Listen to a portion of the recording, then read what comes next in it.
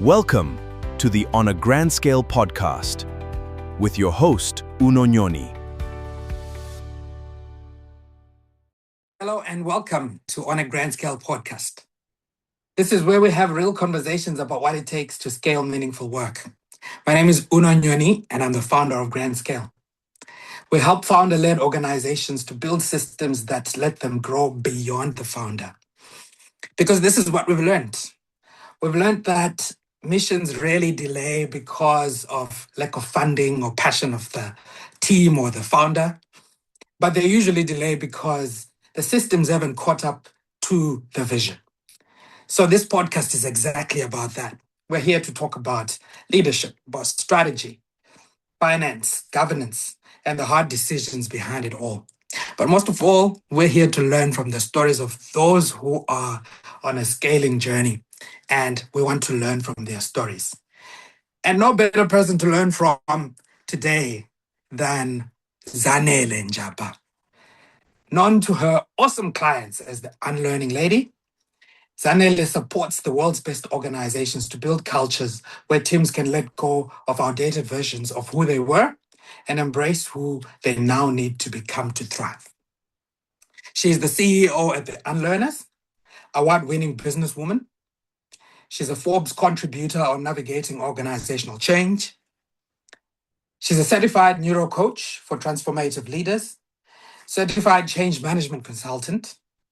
She's the chair of the Unlearning Children Foundation, an award-winning TEDx speaker, faculty at Duke Corporate Education, host of the Unlearners podcast, and some of her clients include Netflix, Coca-Cola, Mr. Price, Hilton, MultiChoice, Nivea. And this is just a few of some of the clients that she's had. Ladies and gentlemen, may I introduce to you Zanele Njapha. Zanele, welcome to On a Grand Scale. Thank you so much. I am so excited. I've been waiting for an interview just between you and I, because I've been seeing these incredible episodes go out and I'm thinking, am I not worthy? But I'm so excited today because you get to have one of my favorite conversations of all. So thank you for having me. And thank you to everyone who's tuning into this amazing conversation. Am I not worthy? I was thinking to myself, is this podcast worthy of the great Unlearning Lady? So happy that you're here. So let's start from right at the beginning. Before the Unlearning Lady term came through for you, who's Zanele? Where did you grow up? And how did that upbringing contribute to who you are today? Goodness, this is such a great place to start. So I grew up in South Africa's second biggest township, obviously Soweto being the largest, and then Umlazi in KZN, South Africa, is where I grew up. And so that's where I was born all the way up until roughly grade 9. And just to speak about that specific part of my life, I think it just taught me that beautiful melting pot culture of being able to just nudge your neighbor and be in the hub and the momentum and the movement of everything. But then too, it also taught me this beautiful, what we now tend to every now and again call the kind of hustle culture, or the capacity to do more with little, and the capacity to put things together and to call this person and rope this person in and all those types of things. So that, I think, was such a big part of how I learned the enterprise mentality, or just enterprising, building businesses, connecting with others, collaborating.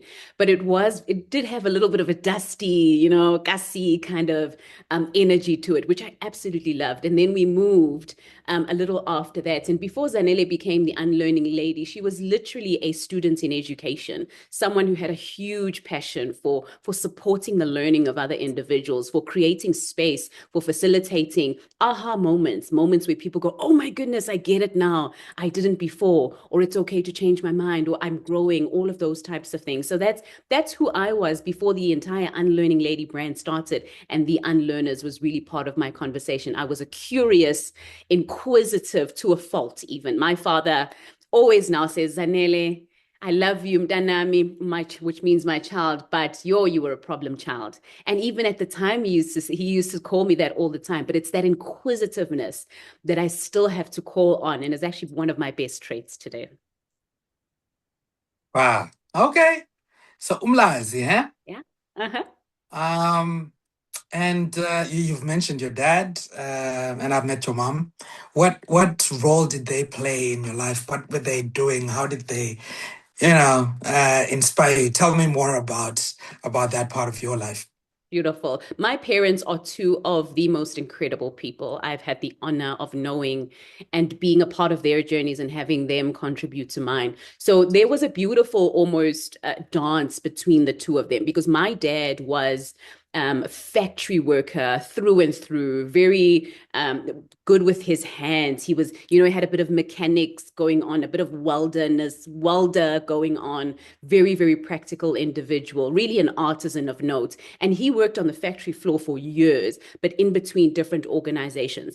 And the beautiful thing that I think my dad contributed, he was one of those people who would wake us up in the morning randomly and be like, okay, guys, I need to take the engine out of this car and put it in this car. Everyone up, let's go. And I'm like, Dad, we got school and there's this and there's that.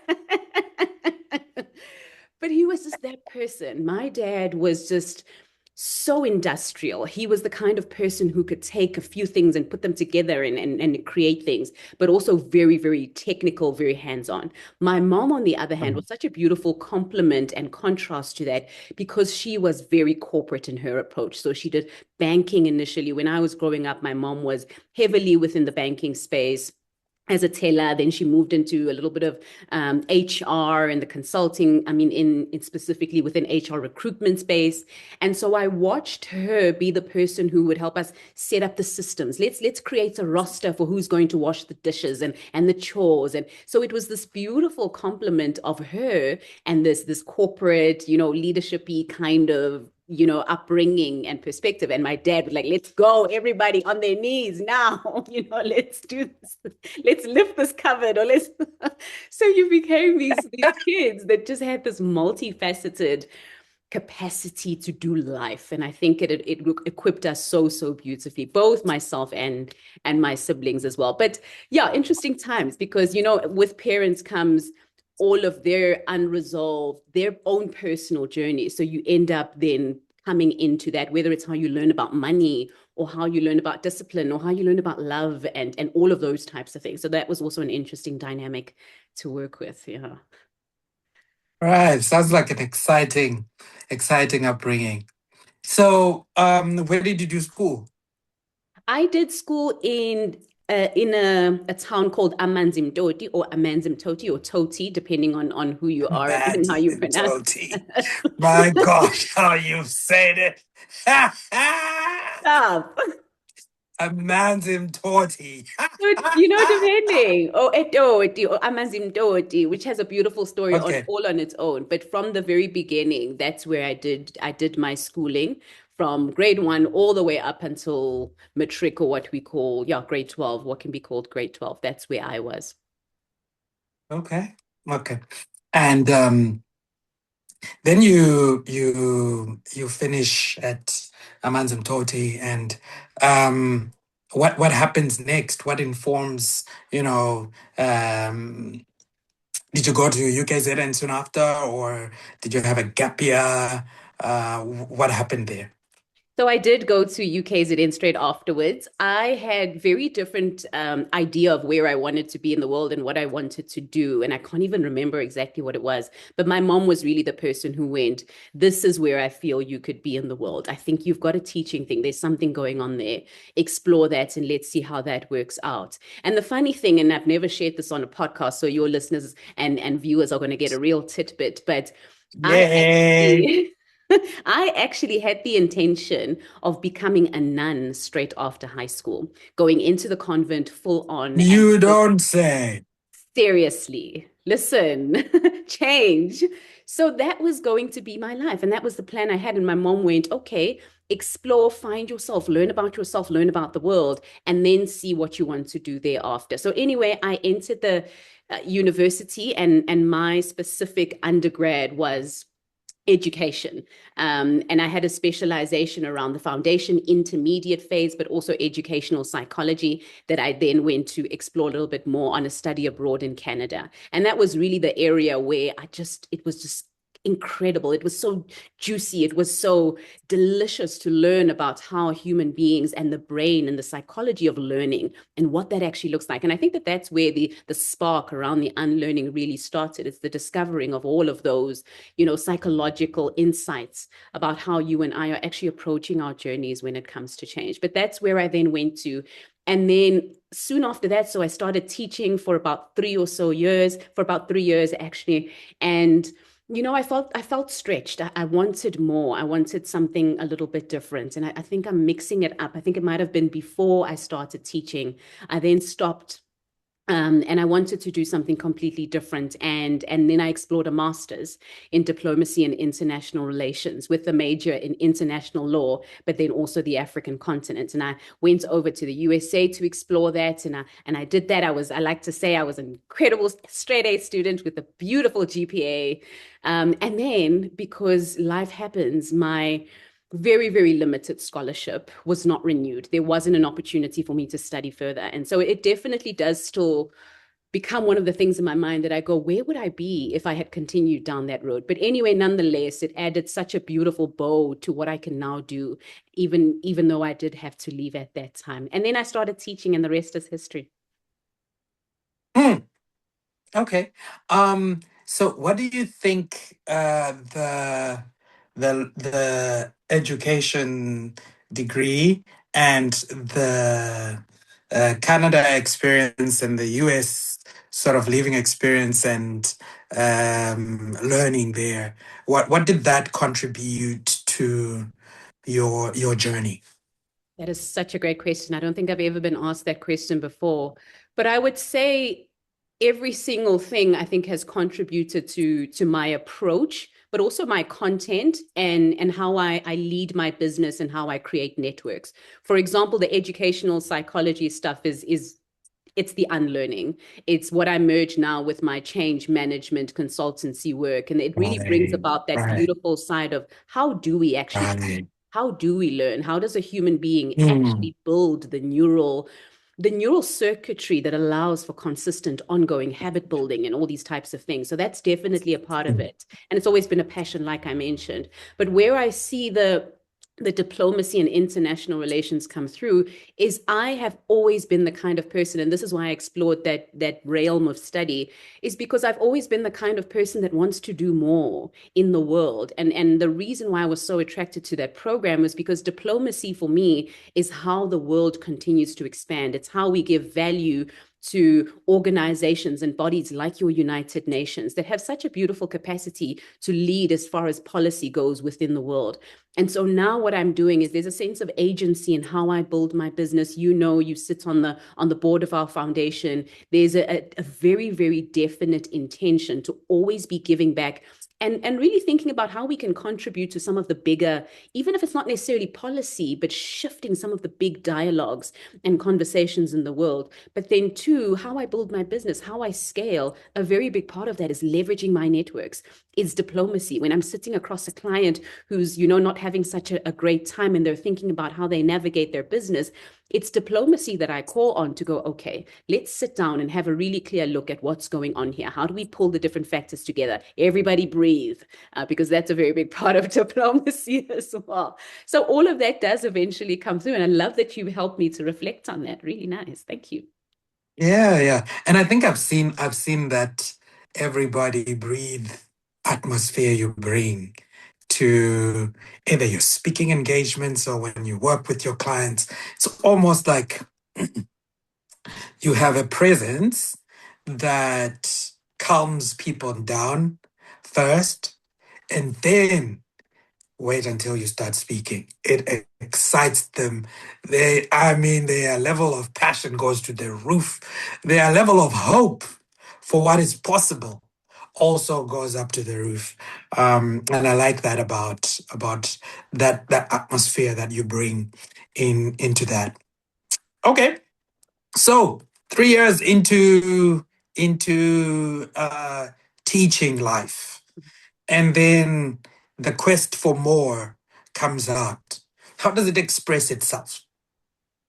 It expresses itself in, and this was a bit of a combination. It expresses itself in a very clear understanding of the skills and expertise that I carry. I knew that I really loved this work. So it was a zone of excellence conversation, but also a zone of expertise, really coming and marrying together. So I had a very clear understanding of what I could offer the world.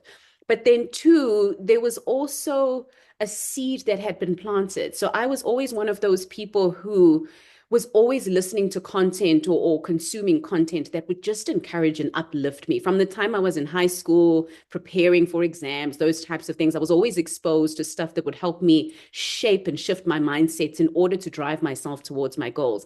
And so I was consuming a lot of this, your very, very iconic motivational speakers of back in the day. And so much so that there was then a marrying of, oh my goodness, this is the kind of thing I could do.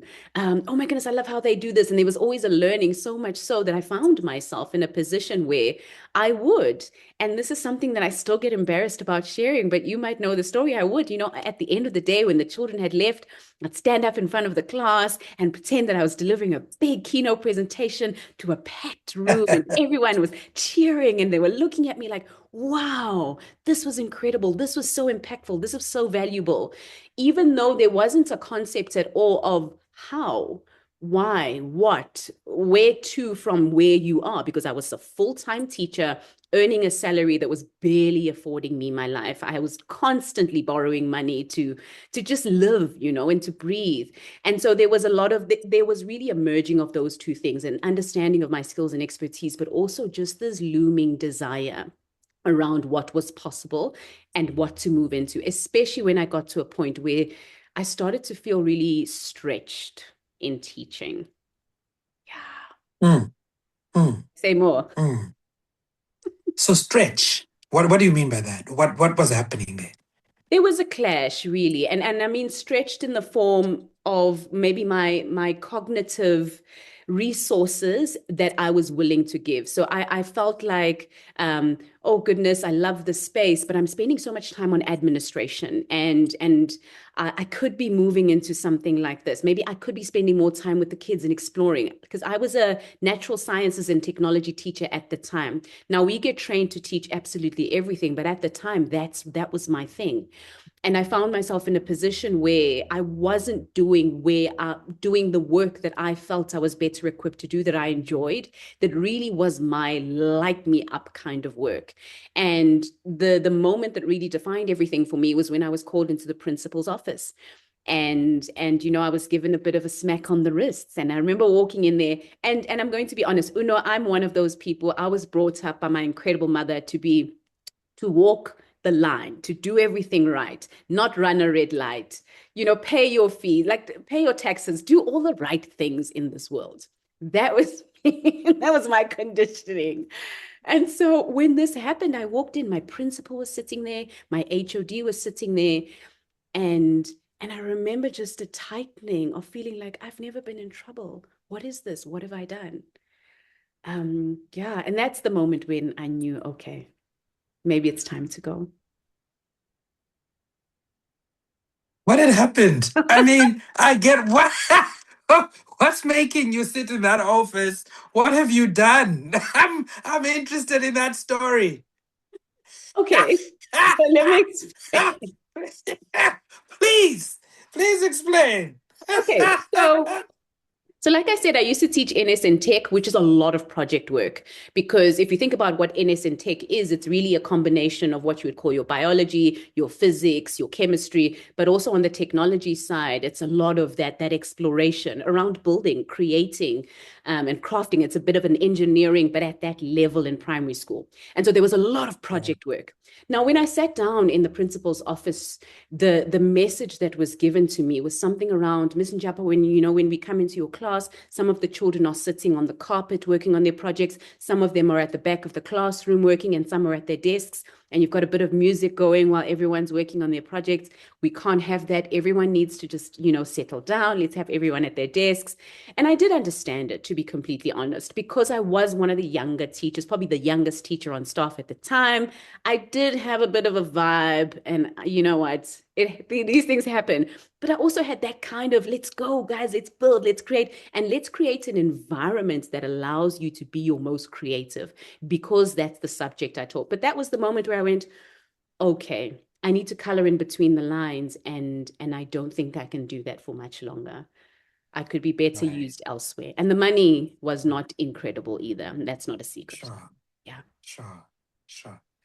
Okay. Ah, and then what steps do you take now? You've hit this wall, or just discovery of this is not where I belong. How do you then start the journey of moving from what is to what could become?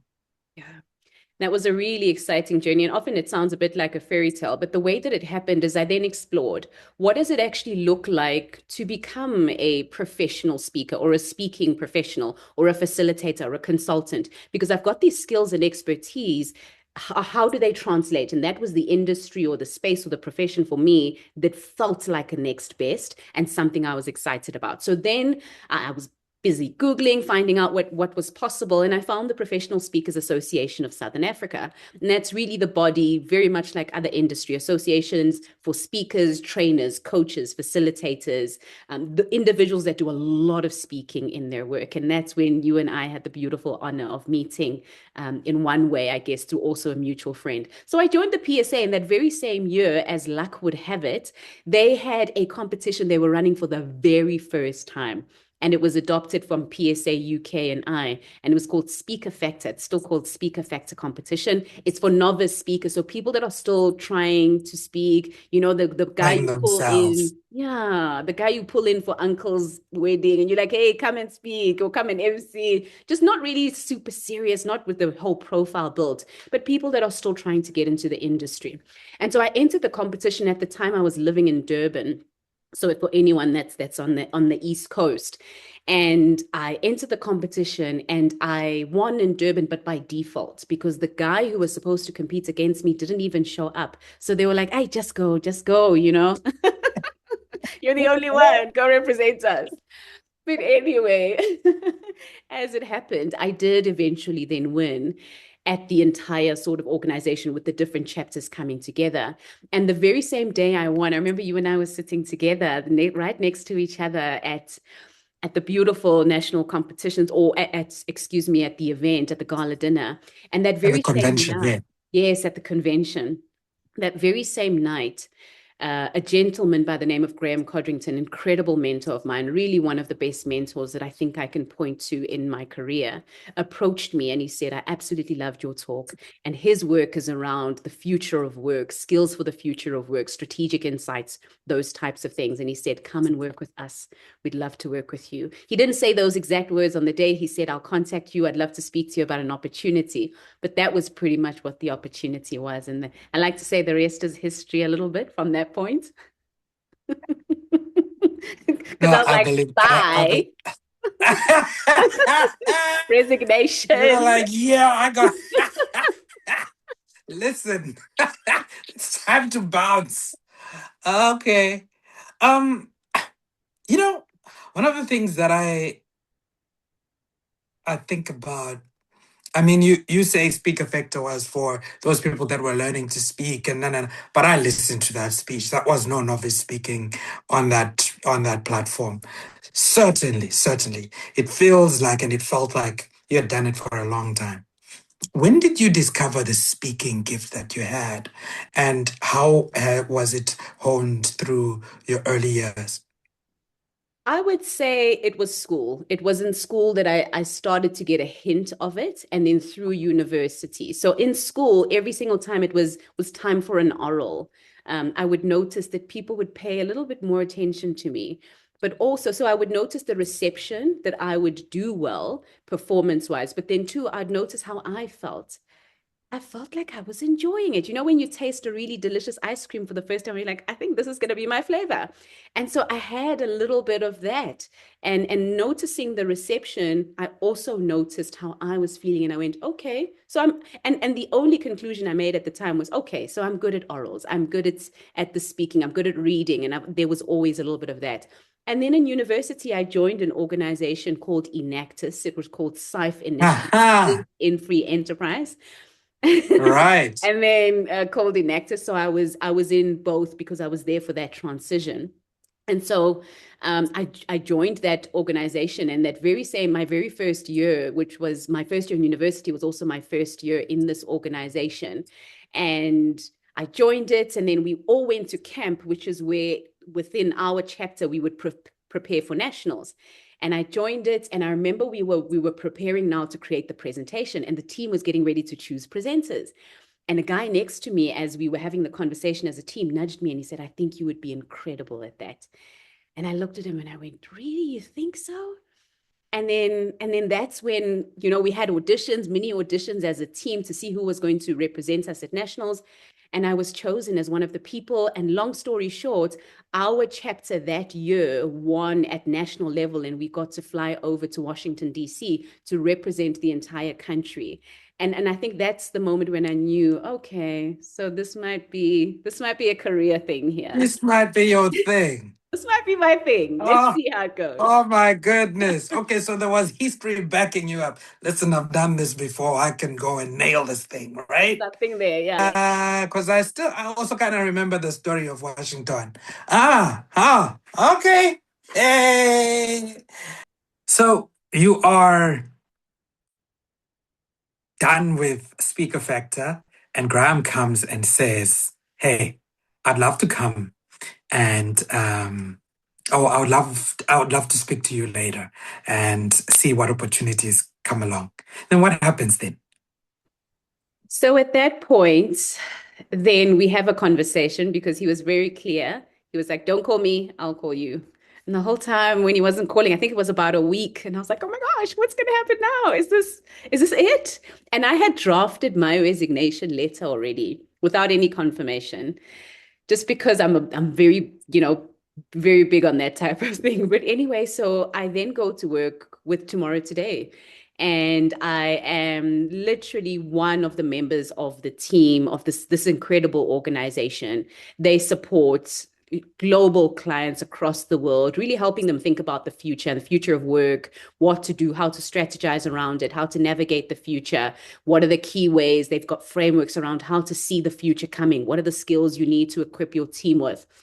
Really incredible organization. So I get to become one of the individuals in the team that teaches those frameworks or presents on those frameworks. And the beautiful thing about my experience with them is that it gave me proximity to Graham, who is one of the founders. So he's a co-founder of the business, but he's also one of the best speakers in the country, bar none, just literally one of those individuals who does some of the most incredible work also across the globe. And so I got to watch him do what he does, learn so much from him, but also I got an opportunity to build credibility quite quickly. He was the kind of mentor who, if a client couldn't secure him because he was super busy for a keynote presentation, for example, he would go, here's Zanele, she knows everything I know, she can support you. Meanwhile, I've only been here for so I had to rise to the occasion. And that's the beautiful thing. And that's, I think, on the conversation around scale, I will always be the kind of person who will harp on about mentorship and sponsorship all day, every day. I don't care, because it's just one of you can't buy that kind of thing. And so he would put me in front of clients like Visa in Dubai at that age. And I was still very much in my mid-20s to late 20s at the time. And I got to build the kind of momentum that it would have taken me, roughly 5 to 10 years, not even 5, 10 years maybe, to build on my own as a brand, as a woman of color, all of those types of things. So that's what happened. And so I worked with Tomorrow Today for roughly 3 years, really supporting, but also the beautiful things I got to develop my own frameworks. And he helped me find my own voice and build the brand of the Unlearning Lady inside Tomorrow Today, which was such a beautiful gift. And so I got to trial a lot of my content. I got to listen in on clients quite closely and use that to develop my own body of work, my own frameworks, developing frameworks in my mid 20s that I now still use to do big consulting projects was such an honor. And so I left there then at the 3 year mark when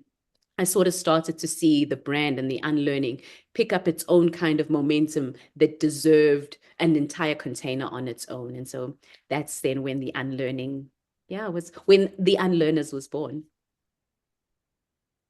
Wow. So from the Unlearning Lady within Tomorrow Today to, hey, the Unlearners Yeah. could come out of this. Okay, before we go to the exciting, the Unlearners, let's talk about the Unlearning Lady, the journey to framing who you are, the discovery of that term even, and the frameworks that came with that. What unpack that for me? What does that mean? So what that means is I'll never forget. I was still living at home with my parents at the time, and I was sitting on my bed, and Graham had organized that him and I just have this conversation about, so how are you going to go to market? He was like, what's going to be your go-to-market strategy? Because you need a very clear brand, you need a very clear problem that you're solving. And if we backtrack to that speaker factor conversation, my talk at Speaker Factor was actually skills for the future of work, or what we now call soft skills, or a range of different names that we might tag onto it, are really skills that children have. So you're thinking about things like being inquisitive, being curious, you're thinking about things like creativity, all of those types of things, being frank. Those are all what we're now calling skills for the future of work. But if everyone started off with these skills, and I knew this as a primary school teacher, and then adults are saying, hey, come into our company and teach us these skills, something must be happening in the middle that's convincing us that we don't have these skills, or is actually starting to brush up against them and scrub them away from us. And so already the seed of the unlearning and the work around challenging the status quo had been born, but I hadn't been able to articulate it in that way. And so when he Right. sat with me, he was one of the people who introduced me, for example, to that Alvin Toffler quote, the one that said, let me just think about it really quickly. The illiterate of the 21st century will not be those who can't read or write, but those who can't learn, unlearn, and relearn. And when we had that he already was in businesses supporting clients, so he already knew that there was a need to challenge outdated thinking, and he could see my positioning in a way I couldn't see it. And we sat in that discussion, and I said, I think there's something there around changing your mind and the learning thing. And he was like, how about we package all of this, and then we bring about this whole idea around the unlearning. And I'd already seen that quote come up, and I thought, oh, this is really, really good, through his direction. And so we sat there and we built it together. And he was like, okay, so what are the problems that unlearning solves? Who is the client then for that? How do you go to market? What are the things you need to talk about in your marketing as you sell this proposition now to organizations that may need it? And so we walked out of that meeting. I felt like, okay, maybe I can do this. Maybe I've actually got something here that's quite tangible, because up until then, there was a lot of imposter syndrome, because I'd been teaching a lot of their concepts, their content, and feeling like, oh, I'm just a primary school teacher. I wouldn't even mention it to corporates when I walked in that was my background, because there was a shame there. That, I mean, now it's one of the first things I say when I'm with an audience. Hey guys, I was a primary school teacher. Guess what that means? That Yeah. Yeah. so there's, and you grow through these things, but that's really how the journey happened of developing that positioning. Okay. Yeah. And so you become the Unlearning Lady. Okay, so no. So how does the title the Unlearning Lady then come up? So the positioning of the unlearning, just unlearning as a theme, gets born from that moment. And then it almost gets dubbed as a topic I speak on. And then I develop a few, okay, so how does unlearning work? And I pick on some of the education stuff that I knew, and I've created frameworks around Already it. you're a teacher. You've kind of pull out some stuff, right? know this stuff. So I was like, I used a little bit of that. And then what started to happen is, and this is where the Unlearning Lady term was actually born. At the time when I was still brand new at Tomorrow Today, I used to wear this big wig of like big curly hair, and a lot of my earlier pictures still have that. And then I shifted brand to where I did the shorter hair that I now wear. And what started to happen was that I found that individuals are getting a little bit confused because I'd branded myself so consistently with that bigger hair. Now I was a different person. And then we got the comment at one point. People said, "Where is the unlearning lady with the big hair?" And I went, "Unlearning lady. Oh, that's really good. That's cute."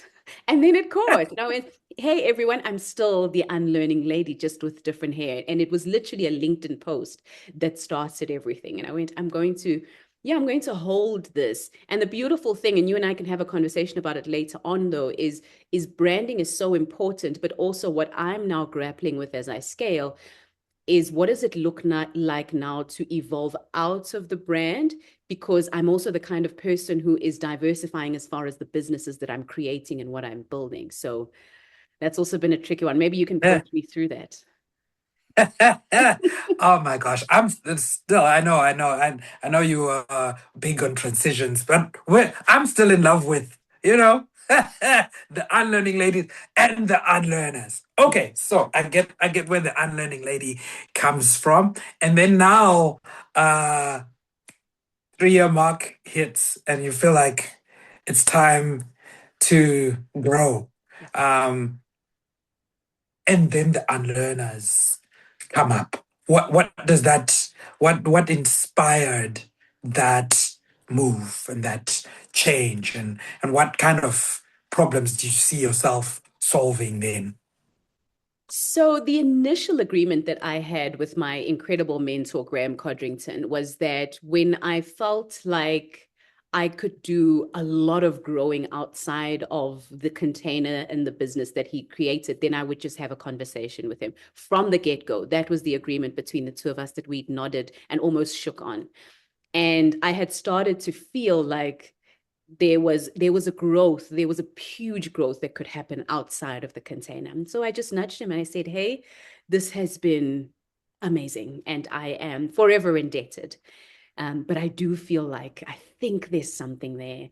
And I think he was also, as a very intuitive individual, had started to see it as well. And so we shook on it. We still have a beautiful associate relationship that I've got with Tomorrow Today, and I still do great work with the team. But that's where I then sort of started to branch off. And I didn't necessarily have an idea of what I was building or where it was going. I just knew that there was enough of a momentum behind the unlearning as a concept, but also me as a brand to carry it into something of some kind, really. So there wasn't too much of a shape there. I remember I was sitting at my mom's dining room table, sitting on the floor, because I'm one of those people who likes to sit on the floor. And I registered the business on my laptop, and I created the logo myself on Canva. Oh man, it was just but I was there. I was like, no, let's do this, the Unlearners. And it was just me. And yeah, I thought, okay, let's do this. And so I left officially Tomorrow Today. And then it was about, okay, what now? What is this thing that you're building? Where do you start? Yeah. Okay, and so now 4 years, 5 years into the game, what are some of the um, biggest achievements you've made so far? What are some of those lessons you've gotten to learn through the journey? And maybe what are some of the learnings you've you've acquired in the 4 or 5 year journey that when you started the Unlearners? Wow, goodness. As far as achievements go, I always say one of my biggest achievements is our foundation, and that I just Right. never want to lie about. Because for me, the foundation becomes my legacy. I really, really view it as an opportunity for my work or our work to live on. And so I'll say creating the foundation and having the business tied to it was definitely one of my biggest, I'll say my biggest achievements in that way, because of the kind of impact we get to make through it. But then on the other side, on the business side, it's almost twofold. And one, it's as far as the clients we've been able to work with. And there I'm talking about things like global reach, but I'm also talking about the size of the businesses that have trusted us. I mean, you spoke a little bit about my clients. I'll never forget being in Paris at the time. I was still with my ex-husband, and I got a call from Coca-Cola, who said, hey, that it was specifically their Europe finance team. And they said, hey, we'd love to work with you. We want to do a little bit of work on unlearning. And just that shift in the moment of understanding that there's been a momentum that's built up, but there's also a trust there, because when a client asks you to come into their business, that's a trust. They trust you with their brand. They're trusting you with their people. So I think that that's the other one. We've had the beautiful opportunity at the Unlearners in our 4 years and 5 months to work with some phenomenal brands. And then 3, it's the result and the depth of the work that we get to do. So one example is, and I won't name necessarily the client that we work with, but we now, with my work around, change management consultancy, we've been able to do deeper projects with organizations. One of the organizations we've had a beautiful opportunity to support is a merger between 3 different entities or 3 different organizations. And our work as part of the Unlearners included everything from building a change management strategy for that organization, supporting them with the building of that, really assessing and looking at some of the risks that are part of that journey, all the way to then running workshops across the country for their staff on the ground, customer-facing people, around how do you manage change? What do you do when things are uncertain and there's dissonance in your work environment? And for me, I name that as one of our biggest achievements, because from standing up and just doing a keynote, keynotes are amazing. And I love doing them because you're in, out, no responsibility. Sorry if you don't implement, not my fault, those types of things. But when you get an opportunity to be right there on the ground, measure and track your impact, create the actual KPIs that will make sure that it's speaking directly to the strategy of the business. And then you can sit, I mean, I had an opportunity to sit with the board, support them around how to think about governance as far as change goes. So those types of things, those types of projects, I would say, are our biggest accomplishment, but also working with individuals like you, who, even if Zanele is not available, there could be 3 or 4 projects happening that the Unlearners is running, facilitators that are incredible, that are not necessarily me, which took a lot of unlearning, I must say, as a reformed control freak. And control is the thing that we hold on to that needs a lot of unlearning, doesn't it? Yes, it does. It does, absolutely. Okay. What are some of the comments you've gotten from the work that you do that just blew your mind? Oh, I'll never forget one of the major banks within the country. There was an incredible lady. She leads the talent part of the business. So really supporting their people, thinking about people dynamics and all those types of things. I did what was it called? Like a workshop with them, with their HR team specifically, which obviously talent development falls into. And when she was giving us feedback, she said, Zanele, you are one of the best speakers of our time. And I thought, what? Wow. Just for someone to say that is, and I still consider myself in a very real way right at the beginning of what I'm building and what I'm creating. But for someone to say something like that was incredibly humbling. And I think there's definitely a seduction in this work, especially when you do a lot of this front keynote speaking that looks very enticing and it's very rock star like. And I think that that's a trap that so many of us as professionals can fall into, which is why I like the reframing of from professional speaker to speaking professional. You are a professional with expertise. You just happen to stand on a stage to teach your expertise. And the expertise are where the value is, not in the standing on the stage. And that for me has been a very, very big reframe that's helped me out quite a lot. And I would without a doubt agree with that comment that one of the greatest speakers of our time.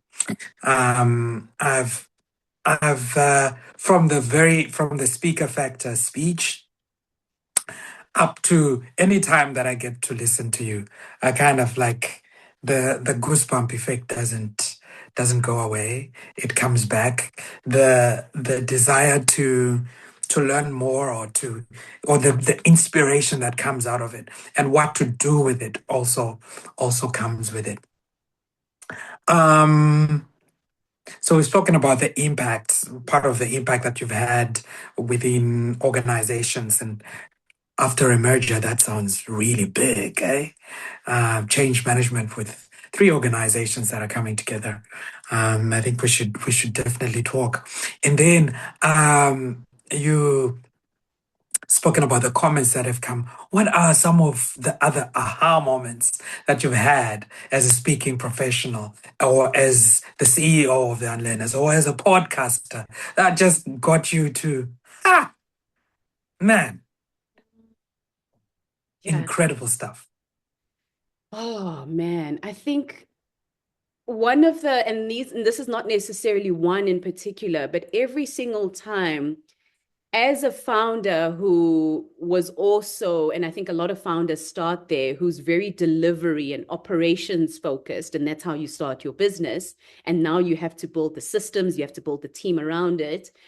When I receive feedback from a client, and you will know this because we've had this discussion, when I receive feedback from a client who has been served by a facilitator who's not me, and that feedback is incredible.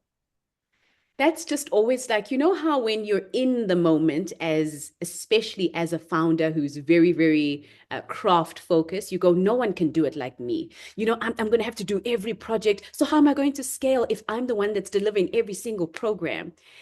And then you're so in that state that you can't see it. And then eventually you get to a point where you've built the systems, there's systems around it, but also you trust everyone in their capacity to deliver value.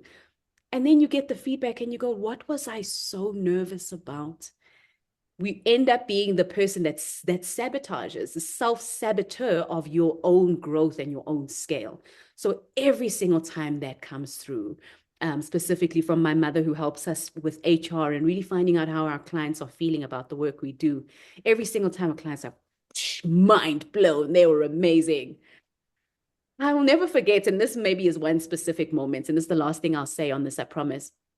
I sat across a client for one of our soft skills programs, and we've got a program where we support small and medium-sized organizations around soft skills capacity, because sometimes you wait until you're bigger to invest in those things, and we don't want that to be the case. So I sat across from her and I wanted to make sure she knew I wasn't going to be the person delivering in the program. And I said, hey, just a quick, confirmation here. You do know that you'll be having another facilitator, also someone certified, really well qualified to do it. Is that okay? You don't mind that, right? I'm now trying to make sure she doesn't mind because she knows me. She's followed my work. And I was like, oh, you sure you don't mind that? She was like, yeah, I don't mind. That's fine. Yeah, I was under no illusion. And I remember feeling a little bit hurt by that. I was like, ouch, you don't want me? And I think that moment was, I was like, okay. So Zanele, this illusion that you created in your mind that everyone does want you. And that's often what we tell ourselves as well, especially when we have a personal brand that's linked to a business. We think everyone wants me. But at the end of the day, a real client in a moment where they're facing a business challenge, they just want a solution. They just want a solution. Right. Get it done. Get me the Right. results, whether Right. it's me or not. But that being heard Right. was coupled with a relearning that, okay, Mm, it's mm, safe. Clients mm, can still get value and mm, it doesn't have to mm. look the way it's always looked. Yeah. But isn't it also powerful that they're looking for a solution? Of course, your brand has opened the door for that unlearning to happen, and they're calling on you, and then they are saying, however you want to do it, I trust, and whoever you bring, Wow. right? It's actually even more trust. I know the mind is trying to trick you into thinking they don't want me. No, they want you in all your forms and ways and appearances and in whoever you delegate to do what needs to be done. As long as the name Zan is there to say done, signed, they have developed a trust so deep. They want you in that way. And I think that speaks volumes to the brand you've built and the trust that your clients have around that. That's a beautiful way to, I've never Ah, thought of it like that. I've never thought of it like yeah, that. yeah. Great No, perspective. no, I'm telling you, it's divine. It just came right now as we went. Oh, at this point, we should. Oh, Rabakata. Shabaka. Well, yes, more where that Ah, came from, please.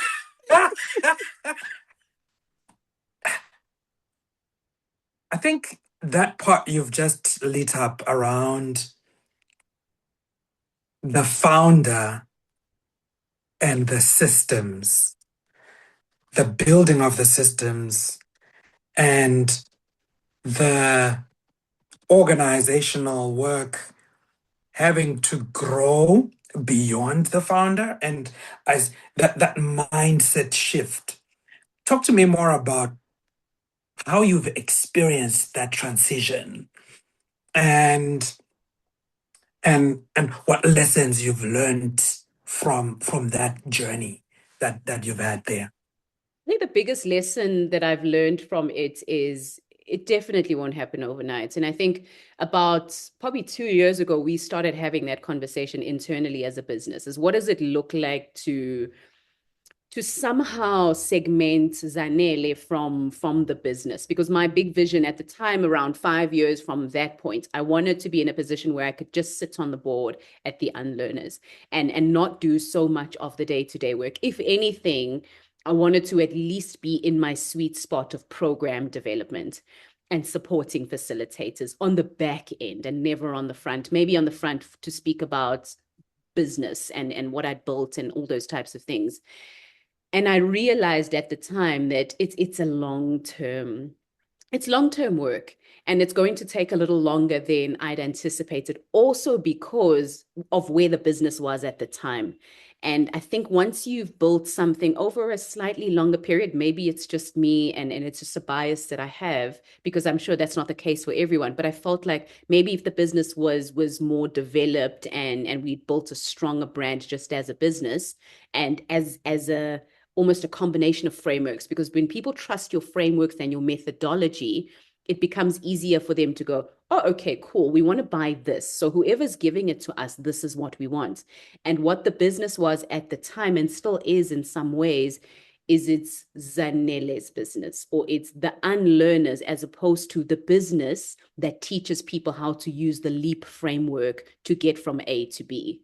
And I think that right now, where we are as a business is saying, how do we position our frameworks and an expertise around frameworks, around different facilitators? So our big drive at the moment is positioning those frameworks, but also putting a lot of our facilitators in front of our clients. Because if your clients don't know that there are other people that make this machine work as far as a client-facing kind of role, then what do you expect?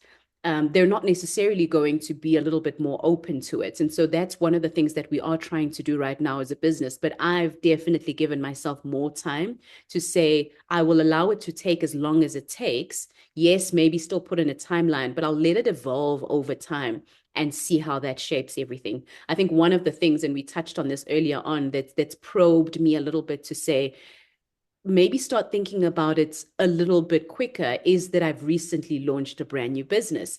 And so I think because I want to use my brand in that business as well, it does mean that, because right now, if you find me on social, the Unlearners is one of the key things I speak about all the time. Hey, I'm doing this talk. I'm working with this client. We're supporting this particular brand. I'm the Unlearning Lady. But my new business has nothing to do with facilitation.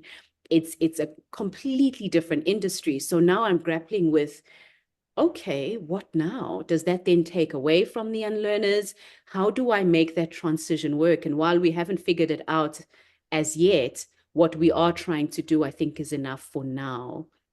And then just continuing, yeah, on that trajectory until we find that there's something else that needs to be done. Exciting stuff. Yeah. Um, hmm. Feels like one wants to have another hour with you to just unpack more. But maybe the one other question that I would love to ask for this version or for this part of the podcast is, what are some of the obstacles that um, prevent people from reinventing themselves? Because this journey of unlearning is about outgrowing versions of yourself. And I can see it in the last 10 years, the person that you've just become through that. So what are some of those obstacles that you see within individuals and then within institutions that are, obstacles to unlearning? So I'll answer it in a way that individuals that are also applying this to their individual sort of personal part of their lives, but also if you're thinking about this very much like obviously the podcast is intended to do, if you're a founder and you're really thinking about what does it look like. And there are two key things that are coming to mind. And I'm going to base them off of, and you mentioned a definition of unlearning. Another one that I often really, really enjoy sharing is I did a conference once and I asked the audience, what's your definition of unlearning? And a gentleman stood up, and we've still got a great relationship now. And he stood up and he said, for me, unlearning is self-disruption. And I felt that. And that for me has been a definition that stuck, because when you and I are an unlearning organization, an unlearning team, an unlearning professional, or an unlearner by definition, really you are a person who is able to disrupt yourself. I think it was between Steve Jobs, but also Tim Cook, who said, if we don't cannibalize ourselves, someone else will. And so whether the iPod, had to be cannibalized, or the Mac is cannibalized by the iPad, self-cannibalization is so necessary, because unless you do, someone else is coming always. And when it comes to the individual, when it comes to the individual, you always need to be cannibalizing your own idea. Don't be the person that drinks your own Kool-Aid. Every now and again, let's celebrate yourself, but be the person who goes, I get that I believe that, but what am I missing? What haven't I asked? Who haven't I worked with? Why might this be wrong? So it's like that big thing that so many people are doing, where you take a response one AI gives you and you give it to another LLM and you say, critique this, because you want to be that kind of person for yourself. So two things that I find are the biggest obstacles. One is previous success. And this is probably the biggest one.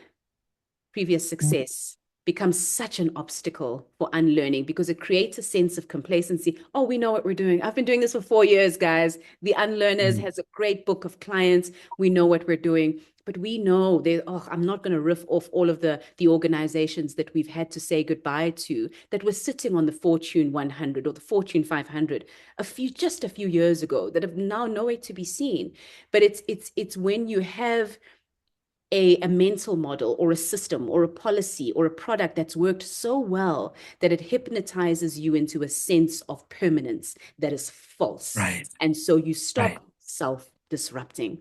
And then the second one that I can then speak to is experimentation, or lack thereof. And I find that this is a big obstacle, because it's not being done, or we're doing it, but we don't have some kind of a system around when we experiment, how much budget do we allocate? Do we have a hackathon in our organization, and what our experimentation policy actually looks like?